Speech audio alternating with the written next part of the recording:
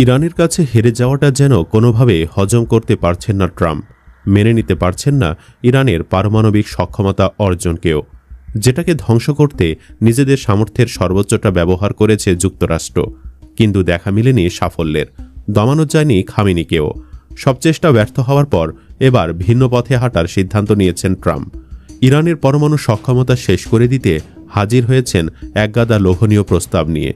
কিন্তু প্রশ্ন হচ্ছে, কি সেই প্রস্তাবগুলো? বিনিময়ে ইরান ও খামেনির কাছে কী বা চাচ্ছে ট্রাম্প প্রশাসন? ইরান ও ইসরায়েলের 12 দিনের রক্তক্ষয়ী সংঘাতের পর চলছে যুদ্ধবিরতি। জয় পরাজয়ের হিসেব নিকেশের বাহিরে মূল আলোচনা চলছে ইরানের পরমাণু সক্ষমতা ও ট্রাম্পের হামলার প্রভাব নিয়ে। যুক্তরাষ্ট্র যেদিন ইরানে হামলা চালিয়েছিল, সেদিন গর্বের সাথেই ট্রাম্প ঘোষণা দিয়েছিলেন ইরানের পরমাণু সক্ষমতাকে ধ্বংস করে দেওয়ার। কিন্তু সময় যত গড়িয়েছে ততই ফিকে হয়ে এসেছে ট্রাম্পের সেই দাবি। এমনকি শেষ পর্যন্ত স্বীকারও করতে হয়েছে ইরানের পারমাণবিক সক্ষমতা ধ্বংস নয়, বড়জোর কয়েক মাস পিছিয়ে দিতে পেরেছে যুক্তরাষ্ট্র। কিন্তু এমন ব্যর্থতার পরেও হাল ছাড়ছে না ট্রাম্প প্রশাসন। তবে এবার আর বোমা নয়, অর্থকে অস্ত্র হিসেবে ব্যবহার করতে চাইছে তারা। ইরান যাতে তাদের পরমাণু সক্ষমতা অস্ত্র বানানোর সক্ষমতার চেয়ে কমিয়ে আনে, সেই লক্ষ্যে $30 বিলিয়ন লোভনীয় প্রস্তাব নিয়ে খামেনি প্রশাসনের সামনে হাজির হয়েছে যুক্তরাষ্ট্র। CNN-এর প্রতিবেদন বলছে, বেসামরিক কাজে ব্যবহারের জন্য জ্বালানি উৎপাদন করতে পারে এমন একটি পরমাণু প্রকল্প তৈরির জন্য ইরানকে $30 বিলিয়ন দেওয়ার প্রস্তাব দেয় ওয়াশিংটন।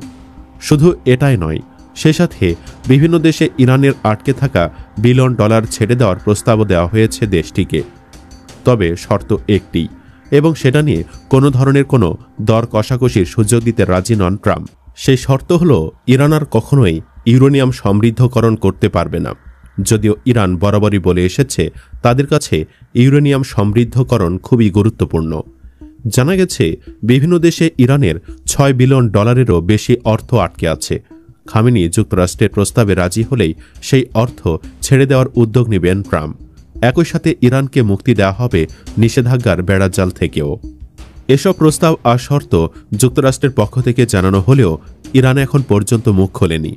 ট্রাম্পের দাবি যদি সত্য হয়, তাহলে আগামী সপ্তাহেই আলোচনায় বসতে যাচ্ছে যুক্তরাষ্ট্র ও ইরান। ট্রাম্পের আশা, যুক্তরাষ্ট্রের এই প্রস্তাব মেনে নিয়ে মধ্যপ্রাচ্যে শান্তি ফেরাবে ইরান। কিন্তু তেহরানের ভাবনা যে সম্পূর্ণ আলাদা, সেটা দেশটির সামরিক কর্মকর্তাদের কথাবার্তাতে স্পষ্ট। আগে না হলেও এখন তাদের হাতে অবশ্যই পরমাণু অস্ত্র থাকা উচিত বলেই মনে করছে তারা।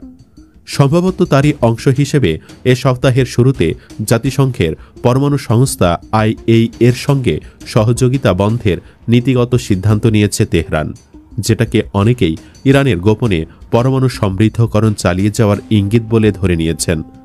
বছরের পর বছর ধরে গড়ে তোলা সক্ষমতা, শত শত নিষেধাজ্ঞার মোকাবেলা, যুদ্ধ, হামলা, অসংখ্য জীবনের ক্ষয় আর সাজানো গোছানো নগরী ধ্বংসস্তূপ হয়ে ওঠা, পারমাণবিক শক্তি অর্জনে অনেক বেশি মূল্য দিতে হয়েছে ইরানকে।